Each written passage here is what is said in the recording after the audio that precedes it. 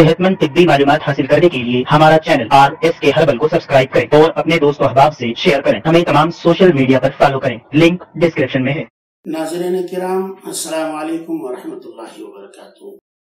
दुनिया में बहुत से जोड़े ऐसे हैं जो बच्चे ना होने की वजह से परेशान हैं और उनकी ख्वाहिश होती है कि किसी तरह अल्लाह ताला उनको औलाद से नवाज दे।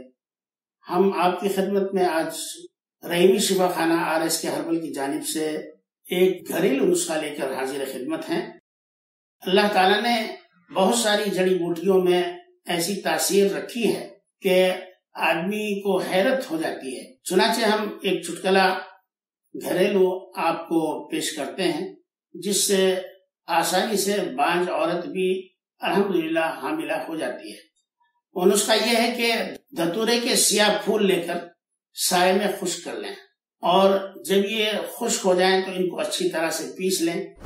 फूलों की मिकदार कम से कम 25 ग्राम हो और इनको जब बारीक पीस लें तो असली शहद में इनको मिलाकर एक चटनी सी बना लें और रोजाना सुबह शाम एक कौड़ी के बकदर यानी 2-3 ग्राम लेकर इस्तेमाल करें।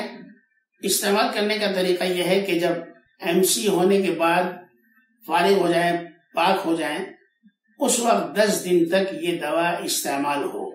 यानी फारिग होने के बाद जो है सुबह और शाम इस दवा को चाट लिया करें। इंशाअल्लाह ताला ये दवा हमल कायम करने में मददगार साबित होगी। निहायत ही मुजरब नुस्खा है, आप इस्तेमाल करें और आजमाएं।